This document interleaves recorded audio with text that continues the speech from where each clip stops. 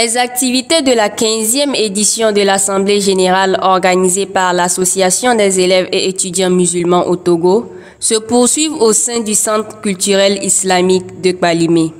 À la une de cette deuxième journée, nous parlerons de la présentation des rapports par organes et des travaux en atelier.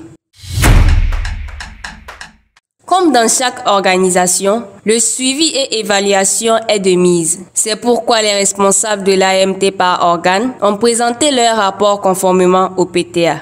Soumeya Aruna nous fait le point sur l'ambiance de l'assistance au cours des présentations.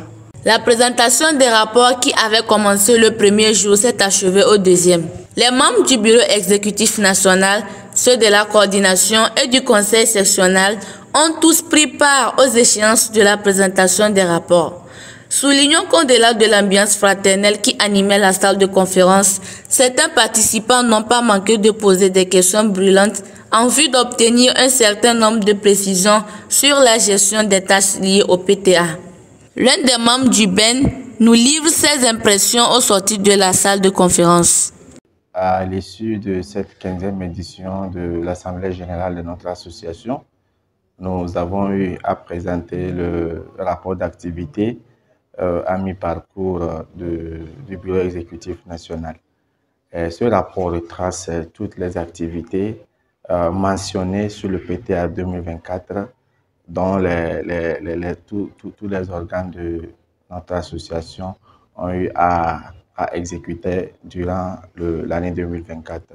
Et ce que nous pouvons retenir à la fin de cette présentation, le bilan général au niveau du fonctionnement de notre association, au niveau des organes, on peut dire que généralement le fonctionnement est moyennement bon parce qu'on a un taux de 84,84% sur le plan fonctionnel, alors que pour le dynamisme, on est arrivé à 34%.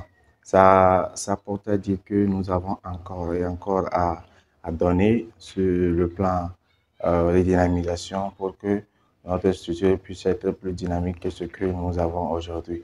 Quant aux coordinations, aux sections et autres organes, nous pensons qu'au sortir de cette Assemblée générale, tout le monde ayant pris conscience va œuvrer pour que prochainement, nous puissions avoir un résultat plus frappant que ce que nous avons eu aujourd'hui. Les présentateurs de rapports des différents organes ont promis tenir compte des amendements dans le but de s'améliorer. Dans le cadre du renforcement des capacités des membres, les participants ont bénéficié de 3 ateliers pour exprimer toutes leurs inquiétudes dans la gestion des activités de leurs organes. Les précisions avec Urokura Afsa. Les travaux en atelier ont à chaque fois contribué à la recherche des solutions aux difficultés que l'on rencontre lors de l'exécution des tâches. L'atelier 1 consistait à discuter autour de la redynamisation des membres de notre chère association. L'atelier dénommé Dynamisation et outils s'est beaucoup plus penché sur un constat que nous avons fait au sein de la structure. Depuis l'adoption de la politique générale en 2015, vision 2040, des plans stratégiques ont découlé de ce document-là. Et la réalisation de ces plans stratégiques devrait nous conduire à un résultat qui concourt à l'atteinte des objectifs de la politique générale. Malheureusement, nous nous sommes rendus compte qu'après le premier bilan, le PS1 n'a pas connu un résultat satisfaisant en termes d'exécution. Et vous pouvez le remarquer aujourd'hui, après la présentation du rapport général de l'AMT, il ressort encore que le plan de travail annuel 2024 a connu un échec parce que le taux d'exécution des activités de façon générale ne fait pas 20%. Alors, ce qui est un peu inquiétant, d'ailleurs très inquiétant, nous avons donc pensé revivre cette situation ou discuter davantage avec les membres, comprendre davantage d'où est-ce que le problème est.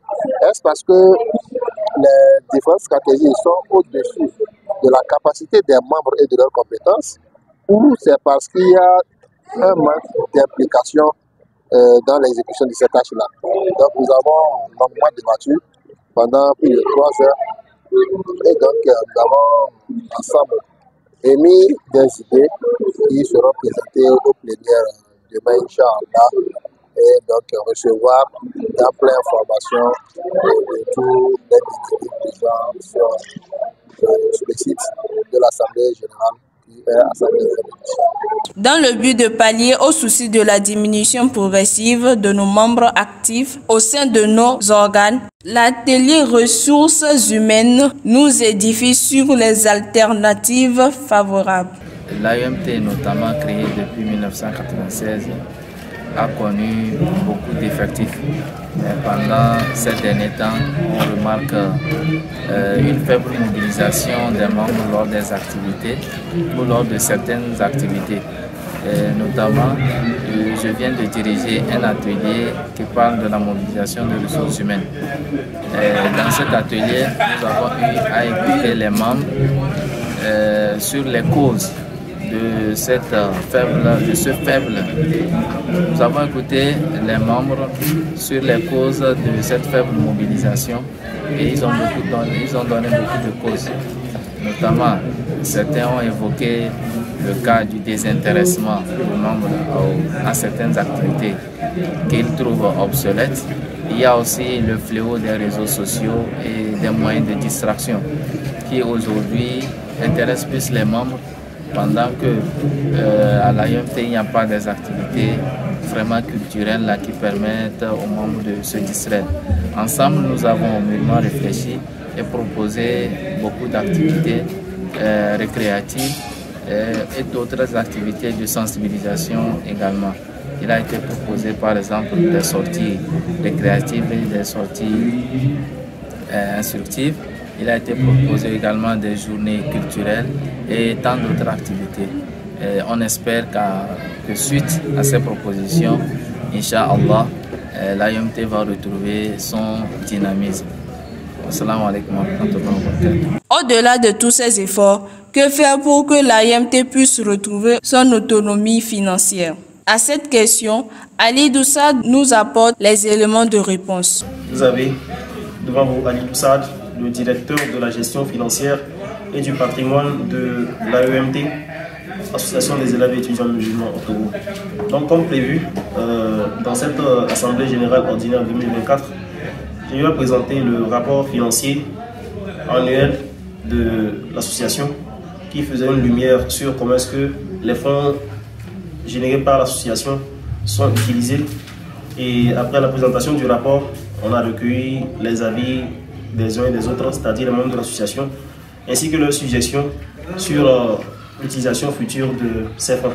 On peut remarquer qu'ils étaient vraiment satisfaits de la transparence et de la lumière qu'on a fait sur la gestion des fonds. Et voilà, ils espèrent que les fonds seront mieux utilisés prochainement, ainsi que le patrimoine qu'ils nous ont confié.